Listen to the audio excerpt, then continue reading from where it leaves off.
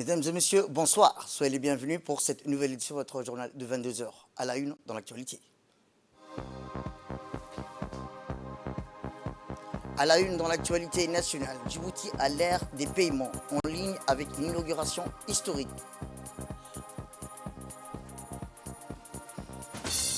Et enfin, dans l'actualité internationale, nous faisons des progrès mais pas assez vite, regrette le président de la COP 28 lors du changement climatique. C'était les titres. Merci à si vous nous rejoignez. Eh bien, la 41e assemblée extraordinaire des chefs d'État et de gouvernement de l'IGAD qui s'est tenue hier à Djibouti a marqué un tournant crucial dans la résolution de la crise au Soudan. Les leaders régionaux ont salué les progrès réalisés et ont pris des décisions décisives pour promouvoir la paix dans la région. Le cessez-le-feu inconditionnel, les avancées diplomatiques et les initiatives humanitaires sont au cœur des résolutions adoptées lors de cette rencontre historique sous la houlette du président de la République, son Excellence Ismaël Omar Guelleh. Après des débats acharnés et des négociations intenses, le sommet consacré à la crise soudanaise a atteint son apogée avec l'annonce du chef des forces de soutien rapide, le général Mohamed Hamdan, dit Hemeti, sur l'engagement en faveur d'un cessez-le-feu lors d'un entretien téléphonique avec le président de la République, son Excellence Ismaël Omar Guelleh. Outre cette avancée cruciale, les deux parties ont convenu de se rencontrer dans les 15 jours pour initier des mesures de confiance, jetant ainsi les bases d'un processus politique tant attendu. Écoutons à présent le compte-rendu de ce 41e sommet extraordinaire des chefs d'État et de gouvernement de l'autorité intergouvernementale pour le développement avec le ministre des Affaires étrangères de la coopération internationale, porte-parole du gouvernement, M. Mahmoud Ali Youssouf. Le 41e sommet de l'IGAD extraordinaire s'est tenu donc aujourd'hui. Les chefs d'État de l'IGAD étaient présents. Notre pays, comme vous le savez, préside donc cette session. Et la question centrale et les débats ont tourné autour de la question du Soudan. Comment faire en sorte d'arrêter d'abord l'effusion de sang, parvenir à un cessez-le-feu, permettre aux belligérants de se rencontrer et ensuite lancer le processus politique. Je crois qu'après toute une journée de discussions et de débats entre les dirigeants, on est arrivé vraiment à des résultats probants. Le premier des résultats, c'est que les deux généraux ont accepté d'arrêter le conflit et surtout de se rencontrer. Donc les chefs d'État ont parlé au général Hemeti et au général Al-Burhan afin que dans un délai de 15 jours au plus tard, que cette rencontre ait lieu et que des mesures de construction de la confiance puissent être mises en place afin d'arrêter, n'est-ce pas, ce conflit. Je crois que les initiatives qui étaient sur la table auparavant ont été fusionnées dans celles de l'IGAD. Aujourd'hui, on peut dire avec confiance que l'IGAD a repris les rênes de l'initiative et elle a repris, le travail qui est le sien de pouvoir apporter des solutions africaines aux problèmes africains, des solutions régionales pour un problème qui se situe dans notre région. Et donc, nous venons de terminer, les chefs d'État viennent de terminer leur discussion. Le président Guelleh a pu s'entretenir avec tous les chefs d'État qui étaient venus depuis ce matin. Il s'est entretenu avec les envoyés spéciaux. Nous avons eu l'envoyé spécial du secrétaire général des Nations Unies, le nouveau, M. Lamamra, l'envoyé spécial des États-Unis, Mike Hammer, l'envoyé spécial des Émirats arabes unis. Donc le président vraiment a fait le tour de la question en écoutant tout un chacun et s'est fait une idée très claire de la façon dont l'IGAD pouvait avancer afin vraiment de permettre à ce pays frère qui est le Soudan de restaurer la paix. Je crois que le chemin reste encore long, mais en tout cas les intentions ont été exprimées, un calendrier a été mis en place et suivront ensuite toutes les actions relatives au processus politique ainsi que les mesures de construction de la confiance entre les belligérants. Mais il faut également souligner le fait que le président Ruto a joué un rôle central dans cette, action qui est menée par l'IGAD. Et nous tenons vraiment à remercier tous les chefs d'État qui sont venus pour se pencher sur cette question du Soudan, qui reste quand même une catastrophe tragique, une situation humanitaire qui est innommable, tant la souffrance du peuple soudanais est aujourd'hui insupportable. Plus de 5 millions d'enfants sont hors école, 25 millions de gens sont en insécurité alimentaire, 6 millions de Soudanais sont au bord de la famine, plus de 6 millions ont été déplacés, tout le pays s'est arrêté en fait. Et le pays est en train de s'engouffrer dans un désastre économique, structurel, social, et il est temps que les pays de l'IGAD, n'est-ce pas, prennent cette responsabilité, le taureau par les cornes, et aillent essayer d'aider les Soudanais à régler ce problème, et qui est un problème, franchement, que l'histoire du Soudan n'a pas connu. Et c'est un désastre, il n'y a pas d'autre mot.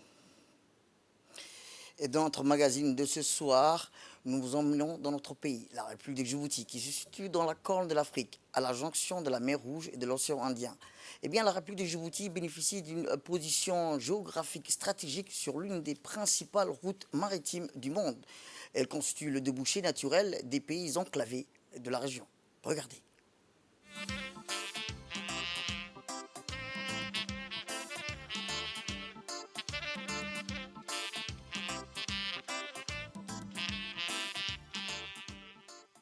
Bienvenue dans le beau pays de Djibouti, un pays connu pour sa riche culture, ses paysages à couper le souffle et ses infrastructures impressionnantes. Situé dans la corne de l'Afrique, Djibouti est un petit pays aux grandes ambitions. Sa position est stratégique le long de la mer Rouge en a fait une porte d'entrée pour le commerce international et une plaque tournante pour la connectivité régionale. Djibouti s'enorgueille d'infrastructures de classe mondiale qui l'ont positionné comme un acteur clé de la logistique mondiale. Ces ports ultramodernes tels que le port de Djibouti servent de paracelle vital pour le marchandise circulant entre l'Afrique, l'Asie et l'Europe.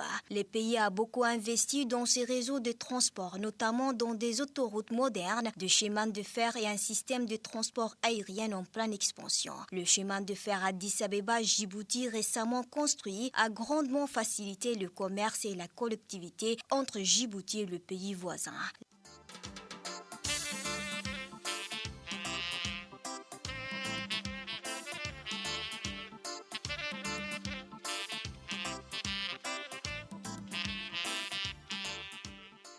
La capitale Djibouti, également nommée Djibouti, témoigne du développement urbain impressionnant du pays. Elle abrite des gratte-ciels modernes, des marchés animés et une scène culturelle vibrante.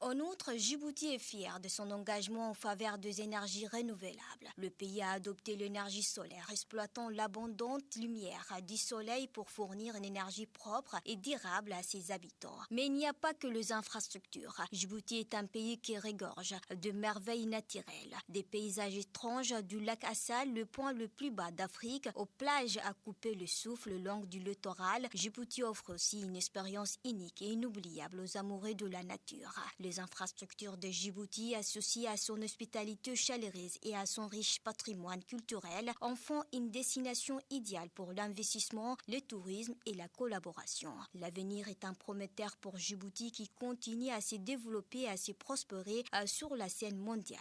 Rejoignez-nous pour découvrir le merveille de Djibouti où les infrastructures modernes rencontrent la beauté naturelle. Djibouti, terre d'opportunités et des possibilités infinies.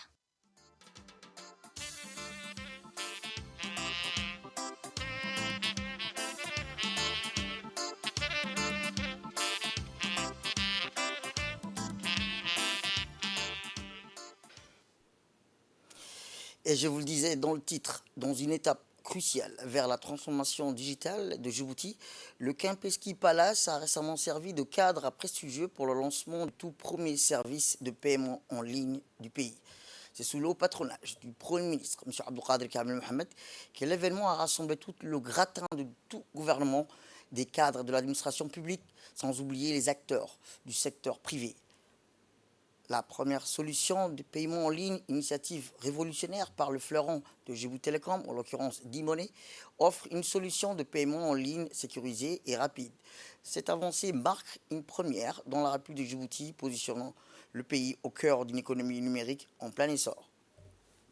Cette plateforme, bien plus qu'un simple système de paiement, se présente comme le fer de lance de Djibouti dans la quête d'une économie numérique florissante. Elle sert de catalyseur pour l'émergence d'une nouvelle génération d'entrepreneurs, offrant la possibilité de créer et opérationnaliser des sites web intégrant des interfaces de paiement en ligne.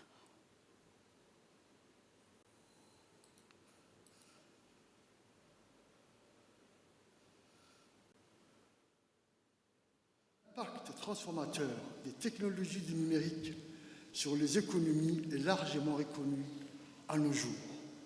En effet, les économies d'aujourd'hui sont tirées par la transformation numérique dans tous les secteurs d'activité et la technologie est de plus en plus au centre de nos vies quotidiennes. La technologie redéfinit les activités économiques, ouvrant la voie à de nouvelles opportunités pour nos jeunes. Excellences, Mesdames et Messieurs, Djibouti Telecom ne ménagera aucun effort pour soutenir l'accélération du processus transformationnel de l'économie nationale et de contribuer à l'émergence d'une économie numérique durable, participative et inclusive, conformément à la vision 2035 initiée par son Excellence, Monsieur le Président de la République. C'est pourquoi les infrastructures numériques haut débit et les services financiers numériques constituent des axes majeurs de notre stratégie de développement. C'est dans ces cadres que Djibouti Telecom a développé cette nouvelle passerelle de paiement en ligne afin de promouvoir un environnement digital permettant aux petites et moyennes entreprises de participer à l'essor du commerce électronique dans notre pays, mais également à nos institutions publiques de moderniser la gestion financière des services et prestations fournis aux citoyens. Eh bien, Djibouti Telecom a pris l'initiative de propulser les jeunes entrepreneurs du pays dans l'écosystème numérique en opérationnalisant leur site web avec une intégration fluide de l'interface de paiement en ligne. Cette initiative stratégique est destinée à stimuler l'entrepreneuriat local et à favoriser l'adoption généralisée des transactions électroniques. Écoutons le ministre de la Communication chargé des Postes et des Télécommunications, M. Redouane Abdullahi Bahadon. Comme dans le reste du monde, les outils financiers numériques tels que le paiement en ligne que nous inaugurons ce matin constituent aujourd'hui des stimulants indispensables au développement économique, social, culturel du peuple djiboutien. Le service de paiement Gateway, plateforme de paiement qu'on peut qualifier de passerelle pour les petites, moyennes et grandes entreprises de commerce en ligne, favorise l'inclusion aux services financiers basiques tout en garantissant leur sécurité dans tous les pays ainsi que les régions de l'intérieur où les services bancaires traditionnels sont encore très peu développés. Il faut le dire, cette nouvelle étape vers le numérique marque un réel changement et renforce le processus de généralisation de l'utilisation du numérique dans notre pays. Mesdames et Messieurs, je reste convaincu du rôle de premier plan que peuvent jouer l'Internet et les outils numériques dans la prestation des services aux citoyens et de la contribution de ceux-ci à l'économie nationale. Quant à cette plateforme, elle permettra aux entreprises qui disposent d'un commerce en ligne d'atteindre des clients et des publics cibles sur l'ensemble du territoire djiboutien, mais également d'augmenter leurs revenus grâce aux capacités et aux solutions de pointe fournies par la plateforme de paiement d'e-money. Ces projets marquent un pas en avant vers la réalisation des grands objectifs fixés par la stratégie nationale Djibouti 2035 sous le leadership du président de la République, Al-Hajj Ismaël Omar Guelleh. J'ai profité de cette occasion pour saluer cette initiative de Djibouti Telecom qui tend à rendre les transactions en ligne plus dynamiques et plus accessibles. Mesdames et Messieurs, cette cérémonie vise à mettre en avant la volonté politique du chef de l'État, Al-Hajj Ismaël Omar Guelleh, de développer l'économie numérique et l'engagement du gouvernement à s'impliquer dans ces processus. Le gouvernement djiboutien travaille au quotidien pour soutenir ces projets et bâtir le cadre juridique adéquat pour que chaque fintech puisse évoluer et créer son propre modèle. Notre mobilisation est entière et nous sommes à vos côtés pour porter toutes les innovations nécessaires pour bâtir la finance digitale de demain à Djibouti. C'est dans cet objectif que le ministère de la Communication, en charge des postes et télécommunications aux côtés de Djibouti Telecom et d'Imani, œuvre pour la promotion des transactions numériques. Les innovations offrent des possibilités accrues d'amélioration des systèmes de paiement et Djibouti Telecom avec D-Money met à la disposition de nos concitoyens un mode de paiement fonctionnel et accessible. Eh bien, dans son discours, le Premier ministre a rappelé que ce service de paiement en ligne d'e-money répondra forcément à tous les types de besoins des entreprises en matière de paiement en ligne à travers cette passerelle à la fois complète et technique, offrant des options. Écoutons-le. Le service de paiement en ligne de d'e-money répondra forcément à tous les types de besoins des entreprises en matière de paiement en ligne à travers cette passerelle à la fois complète et technique, offrant des options pour chaque utilisation. Ainsi, le commerce en ligne ou e-commerce sera en pleine révolution et mutation.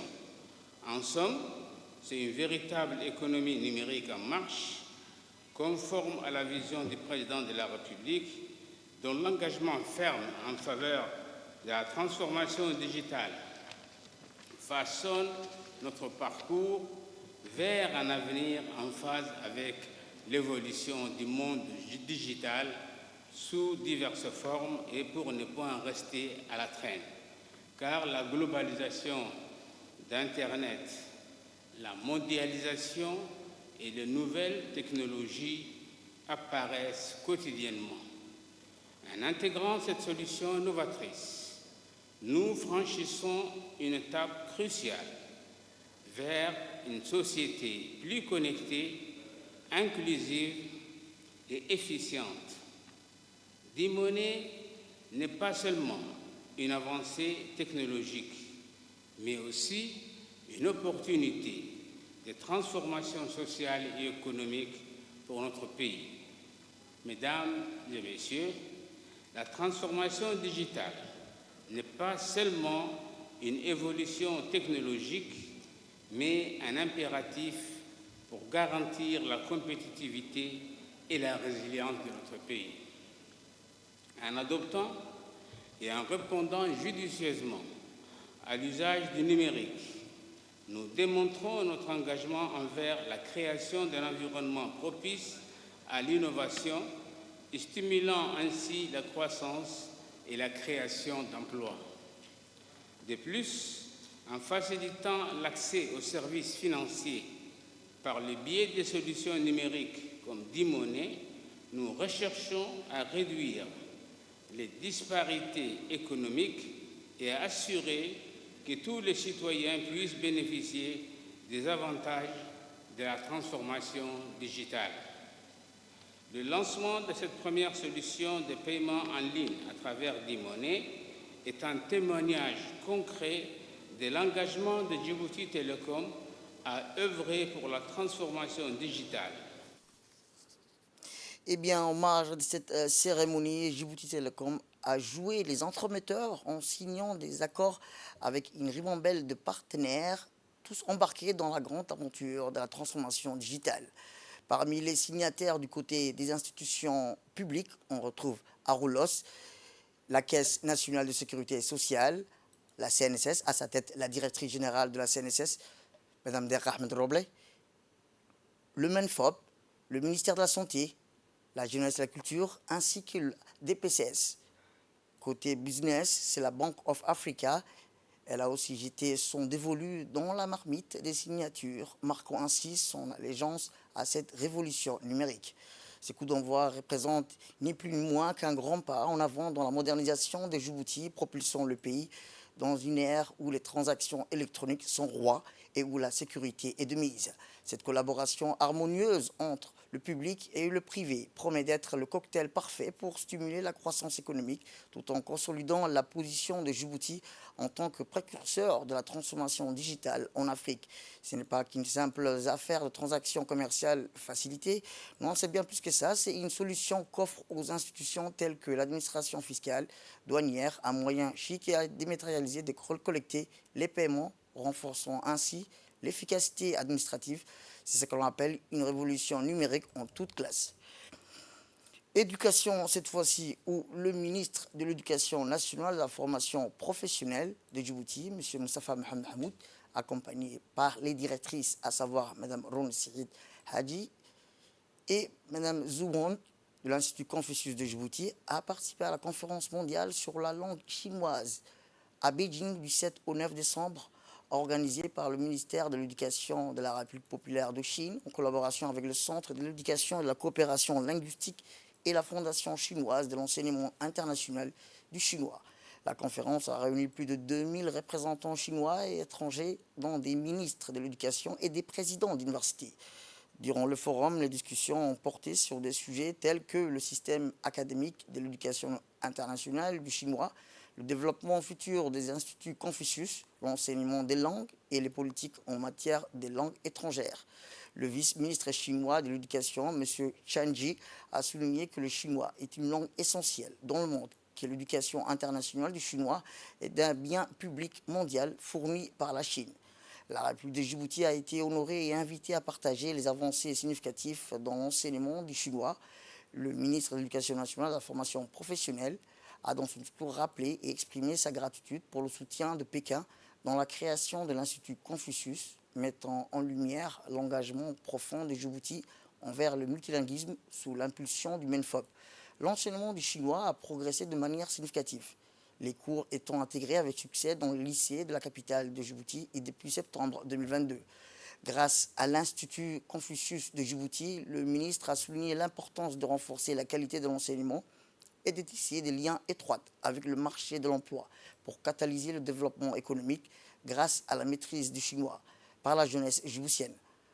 En marge de la cérémonie inaugurale, le ministre a signé un accord de coopération avec le Centre de l'éducation et de coopération linguistique du ministère de l'Éducation nationale, mettant l'accent sur la formation des enseignants, la fourniture de ressources éducatives adaptées et un suivi évaluation rigoureux. Durant la conférence, des ministres et représentants de divers pays invités ont partagé leur expérience en matière d'enseignement de la langue chinoise dans leurs pays respectifs. La cérémonie s'est clôturée et était marquée par des spectacles grandioses et des interventions de hautes personnalités et par le discours du vice-premier ministre Ding Xiaoping. Dans son discours, le vice-premier ministre chinois a souligné l'engagement de la Chine envers le développement durable de l'éducation internationale du chinois. Il a souligné que la Chine continue de collaborer avec les autorités éducatives mondiales pour promouvoir activement l'éducation internationale du chinois et les échanges culturels sino-étrangers avec plus de 1400 instituts Confucius et classes Confucius dans le monde, affirmant ainsi son soutien en faveur d'un enseignement international du chinois de qualité. Eh bien, dans son discours, le ministre a annoncé qu'actuellement, plus de 700 élèves apprenant le chinois et le MENFOP envisagent d'étendre cet enseignement à l'échelle nationale. Écoutons-le. Djibouti, grand de par sa position géostratégique et aussi sur une des places maritimes les plus fréquentées au monde. Nous avons une coopération ancienne avec la Chine, mais en 2017, la Chine et Djibouti ont établi un partenariat stratégique pour approfondir globalement la coopération entre les deux pays dans divers domaines. Mais réellement, c'est en février 2022 qu'il y a eu un approfondissement de l'apprentissage de la langue chinoise et c'est en février que ça a pris de l'importance avec bien sûr la Fondation chinoise de l'enseignement international du chinois, l'Université normale de Sichuan et le ministère de l'Éducation nationale et de la formation professionnelle de Djibouti ont signé donc un accord pour construire conjointement l'Institut Confucius à Djibouti. Et en septembre 2022, l'Institut Confucius de Djibouti a commencé à offrir des cours de chinois dans 5 lycées de Djibouti. On a actuellement 700 élèves de première et de seconde qui apprennent le chinois comme cours à option HSK1 jusqu'à HSK2. L'Institut Confucius dispense également des cours de chinois à l'atelier Luban, plus d'une centaine d'étudiants. Le ministère de l'Éducation nationale et de la formation professionnelle compte avec l'appui et l'accompagnement du Centre d'éducation et de formation linguistique d'offrir de manière ordonnée une éducation en langue chinoise répondant aux standards de qualité et aux besoins de la nation. Le premier, c'est d'élargir la portée de l'enseignement du chinois à Djibouti. Le deuxième est d'utiliser les ressources numériques et les salles intelligentes pour fournir aux apprenants des ressources éducatives de haute qualité. Le troisième est le mécanisme de suivi-évaluation pour améliorer la qualité de l'enseignement du chinois. Nous comptons bien sûr renforcer l'intégration de l'éducation en langue chinoise dans la formation professionnelle pour contribuer à promouvoir le développement économique de Djibouti et à promouvoir également les échanges culturels entre la Chine et Djibouti. On reste en Chine, mais cette fois-ci, c'est le ministre du Commerce et du Tourisme, M. Mohamed Ouassama Diriye, accompagné du directeur général de l'Agence nationale du tourisme, M. Ousmane Abdi Mohamed, et du directeur général de l'Agence nationale de la météorologie, M. Mohamed Ismail Nour, qui ont participé du 8 au 9 décembre à Kunming, en Chine, à la 39e conférence ministérielle pour la coopération sur l'économie bleue entre la Chine et les pays de la région de l'océan Indien. Cette conférence dit une plateforme de dialogue et de partage pour le renforcement de la coopération et le développement économique basé sur le principe de l'économie bleue. Lors de son discours prononcé à l'issue de cette conférence, le ministre a rappelé que Djibouti, en tant que nation maritime stratégique, reconnaît la valeur inestimable des océans et des mers qui entourent notre terre, car notre économie dépend étroitement de l'océan, dont nous tirons plus de 85% de notre PIB, et nous sommes déterminés à exploiter, a-t-il rappelé le ministre, de manière durable et responsable des ressources marines qui offrent des opportunités économiques. Leur expertise et leur réussite spectaculaire dans plusieurs secteurs font de la Chine un partenaire précieux et incontournable. Et bien, en marge de ces travaux, de cette conférence, le ministre du Commerce et du Tourisme, M. Mohamed Ouassama Diriye, s'est entretenu avec le PDG de l'agence chinoise pour la coopération et le développement international, Liu Zhaoyu. Les deux responsables se sont réjouis des liens d'amitié et de coopération existants entre la Chine et la République de Djibouti. Ils ont affirmé qu'ils continueront également le renforcement de leur coopération pour le développement de l'économie bleue. Enfin, le PDG a affirmé que l'agence de développement est disposée à accompagner le secteur du tourisme de Djibouti en soutenant les projets du développement du tourisme durable à Djibouti. Retour à Djibouti, où la 3e édition de la Foire internationale de Djibouti ferme ses portes aujourd'hui au centre d'exposition international Red Sea World, situé sur le site de l'ancien port de Djibouti. Et pour ce dernier numéro, notre équipe de reportage a décidé de mettre le projecteur sur les femmes artisanes évoluant sous la bannière de l'UNFD ou indépendantes. Ces femmes ont mis le paquet, ont sorti le grand jeu pour prendre part à cette foire qui a eu lieu une fois par an et ont réussi durant cet événement plusieurs clients et de nombreuses félicitations de la part des visiteurs. Cette foire rassemble cette année des centaines d'exposants, des milliers de visiteurs et des exposants en provenance de plus de 16 pays différents, confirmant la place de carrefour commercial de Djibouti. Initiative dévolue à la promotion du développement national, la Foire internationale de Djibouti a valeur de plateforme majeure d'exposition pour notre pays sur tous les atouts phares de ses dispositions et potentialités économiques multiformes, notamment son emplacement géographique de premier plan et ses infrastructures modernes dans les ports, les zones franches, les télécommunications. La Foire internationale de Djibouti souscrit par le biais de cette édition distinguée à l'objectif stratégique de disposer d'un afflux massif d'opérateurs privés étrangers dans notre pays, propice à la création de richesses et d'emplois. Son mérite indubitable réside dans sa vocation établie à œuvrer à la réalisation d'une visibilité médiatique sur les avantages exceptionnels qu'offre la République de Djibouti. On y est et c'est une expérience de plus pour moi, je peux dire, parce que quand on est influenceur, on a sûrement besoin de pouvoir collaborer avec des entreprises pour pouvoir justement développer notre création. Donc ça aussi, ça a été une grosse opportunité pour nous influenceurs et j'en suis vraiment ravi. Eh bien, écoutons ces quelques réactions recueillies par notre équipe à cette 3e édition de la Foire internationale du Djibouti qui ferme ses portes aujourd'hui au centre d'exposition international du Red Sea World. Le commerce nous a donné l'occasion d'exposer tous nos produits à nous, UNFD, produits de Casa, à d'autres artisans qui n'ont pas eu l'occasion d'exposer, qui n'ont pas trouvé l'occasion. Nous, UNFD, on leur a donné l'occasion aussi d'exposer grâce à la Chambre de commerce. Machallah, les produits marchent bien. Nous avons eu beaucoup de visiteurs, beaucoup de clients. Alhamdulillah. Et merci au président de la République et à notre grande sœur précieuse, Mme Khadra Mahmoud Haid, qui se bat pour faire plaisir à tout le monde, à aider les jeunes, à aider les femmes qui n'ont pas d'autres ressources que ce que leurs mains a fabriqué. Eh bien, direction le sud du pays, où sous l'égide du ministère de la Culture, de l'Eau, de la Pêche, de l'Élevage chargé des ressources halieutiques et sous la supervision générale d'un membre du bureau de la représentation de l'Organisation des Nations Unies pour l'alimentation et la culture, sous son acronyme de la FAO, en étroite collaboration avec la direction de l'élevage et des services vétérinaires qui ont organisé durant 3 jours un atelier de formation sur les maladies animales prioritaires à la grande salle de réunion de l'hôtel de la Palmarès d'Ali Sabié.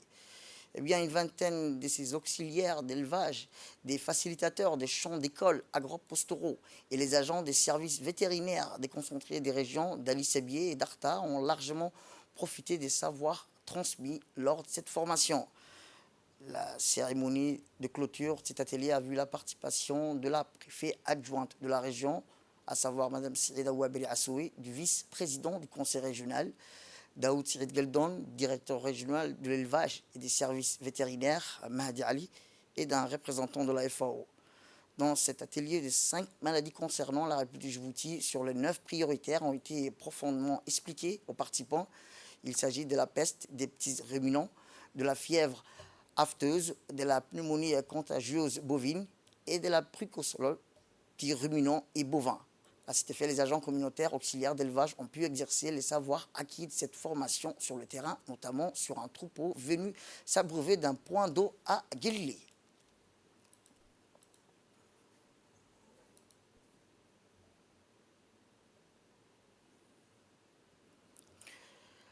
Culture à présent, où dans le cadre de la Semaine internationale des volontaires, le ministère de la Jeunesse et de la Culture, en collaboration avec le PNUD, a organisé des ateliers de sensibilisation sur le corps national des volontaires dans le CDC de Ouahdaba et d'Anguela du 3 allant jusqu'au 7 décembre dernier.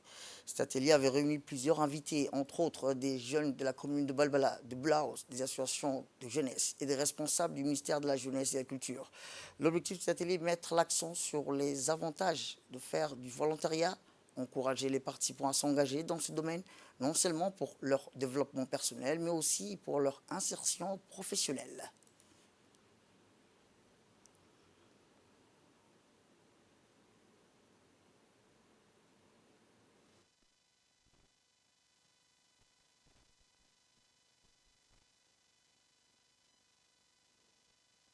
Nous avons lancé le 1er décembre dernier la Semaine internationale des volontaires à la plage Cesta. Nous avons prévu cette semaine des activités dans tous les CDC de la capitale. Nous avons prévu d'organiser des ateliers et des sessions d'information et de sensibilisation à l'endroit de la jeunesse sur la thématique du volontariat qui est extrêmement important pour la jeunesse djiboutienne. Cet après-midi, nous avons organisé un atelier d'information et de sensibilisation sur le volontariat à la jeunesse de commune de Balbala, justement pour les engager, les sensibiliser, les motiver afin de s'engager dans ce domaine, non seulement pour leur propre développement personnel, mais également pour leur insertion professionnelle.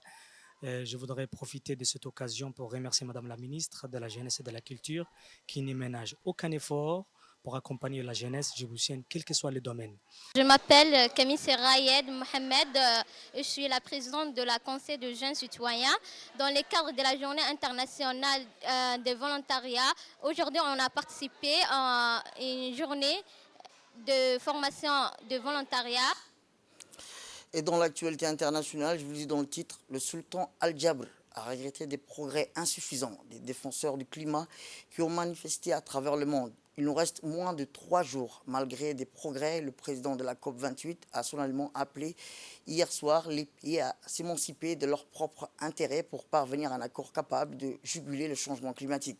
Nous faisons des progrès, mais pas assez vite et de façon pas assez satisfaisante, a déclaré Sultan Al-Jabr lors d'une séance plénière devant l'Assemblée des délégués des pays, répétant qu'il entendait tenir son calendrier de clôture de la COP28 mardi.